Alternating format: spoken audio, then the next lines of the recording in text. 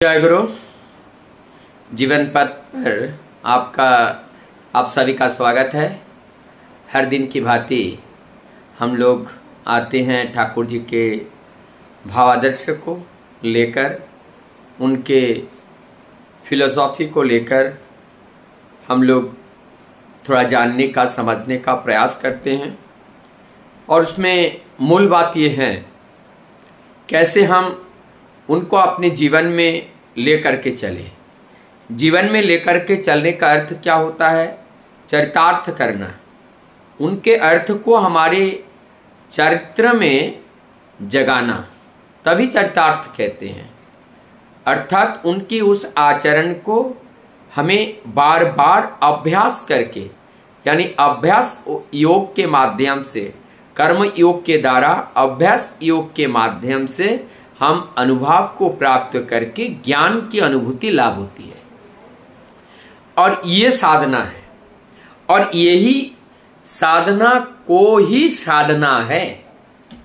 आज चलिए आप सबको लेकर के हम चलते हैं पूरी धाम, जहां पर हमारे 4 मठ, शंकराचार्य का जो 4 मठ है उसमें से एक मठ है पूरी धाम।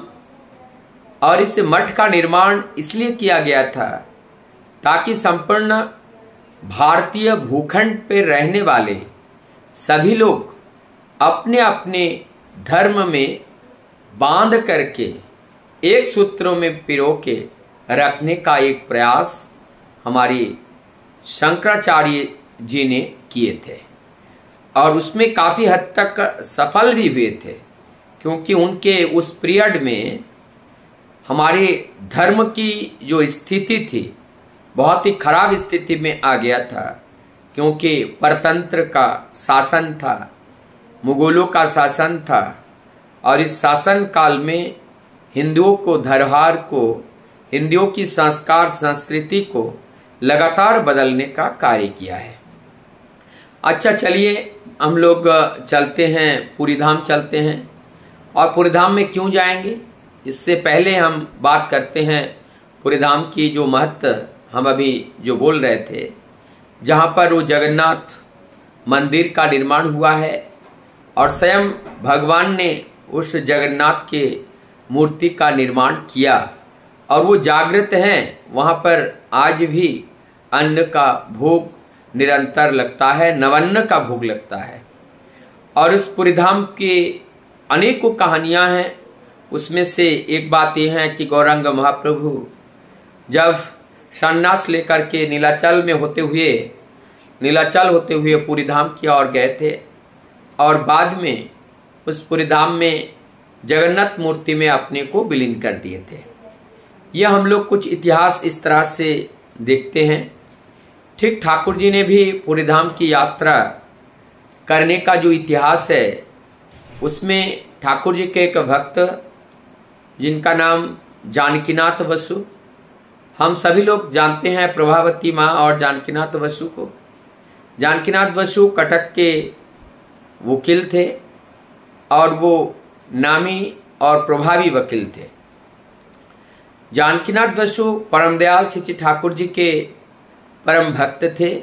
जानकीनाथ बसु और प्रभावती देवी जो नेताजी सुभाष चंद्र बोस के माता पिता है, ठाकुर जी के अत्यंत प्रिय भक्त में से एक थे। ठाकुर जी से प्रार्थना किए थे कि ठाकुर आप एक बार अवश्य पूरी आइए। ठाकुर जी इस बात को हमारे जानकीनाथ बसु जी के इस बात को ठाकुर जी ने स्वीकार किया, लेकिन ठाकुर जी ने बोले कि मैं जाने के लिए तो तैयार हूँ, लेकिन मैं अकेला तो जा नहीं पाता हूँ। मैं जब वहाँ जाऊँगा हजारों लोगों का जमा बड़ा होगा, खाना पीना रहना ये सारे व्यवस्थाएं फिर करने पड़ेंगे। जानकीनाथ बसु जी ने बोले मैं पूरा भरसक प्रयत्न करूँगा। उन्होंने अपने हरनाथ जो लेन है उसके साथ साथ और भी कुछ घर वहाँ पे किराए पे लिए थे। आश्रम से, हिमायतपुर आश्रम से लगभग 200 से अधिक भक्त लोग ठाकुर जी के साथ वहाँ पहुँचे थे। फिर उसके बाद में भी बहुत से भक्त लोग वहाँ पे आए थे और ये पूरी आगमन की जो बात है चारों ओर आग की तरह फैल गई। चारों ओर से भक्तजनों का जमा बड़ा बढ़ने लगा।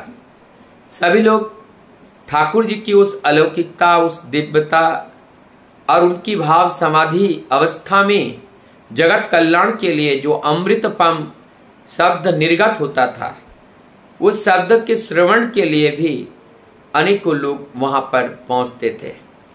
और ठाकुर जी एक दिन नहीं, वहां 1-2 दिन करते करते 2 महीने वहां पर बिताए। उनकी दिव्य लीला भक्त के साथ भगवान का होना शुरू हो गया। वहां जो सागर में जाना, सागर के बीच पर वहां पर भक्त जनों के साथ प्रेम से उस परम पिता, परम सत्य की बातें करना, उसके बाद उस सागर में अवगाहन करना, वहाँ पर जल केली करना, भक्त लोगों को नहलाना, भक्त लोगों के जूते को परिष्कार करके साफ करके परिधान कराना। ठाकुर जी आज जानी एक सेवक के रूप में भक्त की सेवा दे रहे हैं। भक्त लोग बड़े विचलित हो रहे हैं, भक्त लोग बड़े एहसास कर रहा है, लेकिन मानने वाले कहाँ हैं? ठाकुर आज बिल्कुल नहीं मानने वाले हैं। भक्तों को नहा रहे हैं, एक एक करके शरीर को मर्दन करके नहला रहे हैं। तो ये ठाकुर जी की दिव्य लीला भी वहाँ पर देखने को मिला। जो लोग वहाँ उपस्थित थे उन लोगों ने इस अलौकिकता का दर्शन किया, इस दिव्यता का दर्शन किया, इस ईश्वरीय जो छटा वहाँ पर स्थापित हुआ। तो ये सभी लोगों ने उसका आनंद लिया और जैसे मानो कि ये स्वर्ग धाम नहीं, ये गोलोक धाम, क्योंकि गोलोक के अधिपति जहाँ पर उपस्थित होकर के भक्त से लीला करते हैं वो तो गोलोक धाम ही उसे कहेंगे। और वही गोलोक धाम में भक्त के साथ ऐसा ही आनंद चलता रहा। एक दिन सूर्य उदय के बाद ठाकुर जी के वहाँ भक्त लोगों का जमा बड़ा है, दर्शन प्रणाम चल रहा है, भजन कीर्तन बीच बीच में चल रहा है। ठाकुर जी के साथ अनेकों वार्तालाप चल रही हैं। अचानक कीर्तन के बीच में से ठाकुर जी उछल हो गए और ठाकुर जी दिखाई नहीं पड़ रहे हैं। सभी लोग बेचैन हैं, परेशान हैं, कहाँ गए कहाँ गए, सब चारों ओर देखने लगे। दिन बीतता गया, सूर्य ढलता गया, सूरज पश्चिम की ओर चल बसे। सभी लोगों को लगा कि आज हमारे बीच से ठाकुर जी कहाँ गए। कीर्तन बहुत जोरों से कीर्तन चल रही हैं। सभी लोग भाव विभोर हो करके अपने दोनों आंखों से अश्रुबारी को वर्षण करते हुए प्रभु की चिंतन में सब लोग डूबे हुए हैं। और जैसे हा कृष्ण, आज ठीक उसी प्रकार से जो विरह भगवान की श्री कृष्ण की गोपियों के बीच में हुआ था, आज यहाँ पर वही गोपियों की तरह जो भक्त हैं उनके अंदर भी आज ठाकुर के विरह में सभी लोग रो रहे हैं। जब रोते रोते बेहाल हो गए, प्रभु का वो भजन वो कीर्तन चल रहा है, उनको बार बार पुकार रहे हैं, ठाकुर जी आप जहाँ पे भी हो आप यहाँ उपस्थित हो जाओ। ऐसी प्रार्थना, ऐसे निवेदन, ऐसे वंदना करते करते इसी कीर्तन के बीच में ठाकुर जी को अचानक वहाँ पे उपस्थित पाया। और ये जो दिव्यता थी, ये जो अलौकिकता थी, कहाँ चले गए थे? अदृश्य हो गए थे। भगवान अंतर्यामी हैं, अंतर की बात को वो जानते हैं। बाद में जब पूछा गया, उन्होंने उनका जो वैद्यनाथ जो वहाँ पे जो पुरी है जगन्नाथपुरी में, भगवान जगन्नाथ के दर्शन के लिए उनसे मुलाकात करने के लिए ठाकुर जी गए थे। और वो वहाँ से कैसे गए कैसे आए ये कोई नहीं जानते हैं, लेकिन वहाँ पर वो गए थे। ठाकुर जी के पास बैठे हुए हैं प्रफुल्ल कुमार दासदा, और प्रफुल्ल कुमार दासदा से ठाकुर जी अपनी पुरानी पुरानी बातें याद कर रहे हैं। ठाकुर जी कहते हैं आपकी पुरानी बातें याद हैं? तब प्रफुल्लदा कहते हैं ना ठाकुर, हमें बहुत ज़्यादा पुरानी बातें याद नहीं हैं, क्या आपको याद है? ठाकुर जी कहते हैं हाँ हमें याद है। मैं जब माँ के गर्भ में उस सूर्य से भी आगे से जब निकल मैं आ रहा था, मैं सूर्य के अंदर से होते हुए जब मैं आया और वहाँ पर अनेकों देवी देवताओं से मेरा दर्शन हुआ और फिर उन्होंने सूर्य के वर्णन करने लगे।